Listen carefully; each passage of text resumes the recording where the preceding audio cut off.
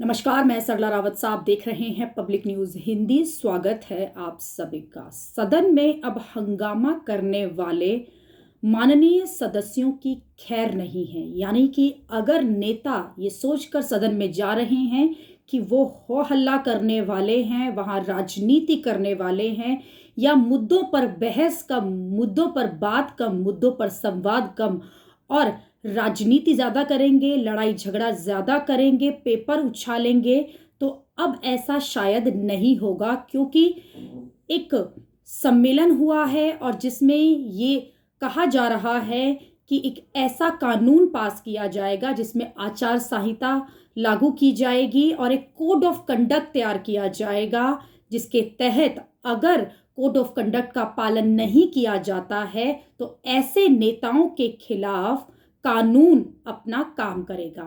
दरअसल राजस्थान में एक सम्मेलन हो रहा था जहां पीठासीन अधिकारी सम्मेलन कर रहे थे। वहां पर इस पर विचार हुआ है, अखिल भारतीय पीठासीन अधिकारी, जिसमें इस बात पर तय किया गया है, इस बात पर विचार किया गया है कि जो सुप्रीम कोर्ट है उसके आगे एक खाका भेजा जाएगा जिसमें कोड ऑफ कंडक्ट तैयार किया जाएगा। और इसकी ज़्यादा जानकारी दी है खुद लोकसभा के अध्यक्ष ओम बिरला ने, जिसमें उन्होंने कहा है कि इस खाका को तैयार किया जाएगा और एक सुप्रीम कोर्ट के तहत एक कोड ऑफ कंडक्ट तैयार किया जाएगा, जिसके तहत सदन की कार्यवाही के दौरान किसी भी तरह का हो हंगामा नहीं होना चाहिए। यानी कि अब कोई भी नेता अगर हो हंगामा करते हैं या सदन की कार्यवाही में बाधा उत्पन्न करने की कोशिश करते हैं तो उन पर इस कोड ऑफ कंडक्ट के तहत कार्यवाही की जा सकती है। क्यों ना,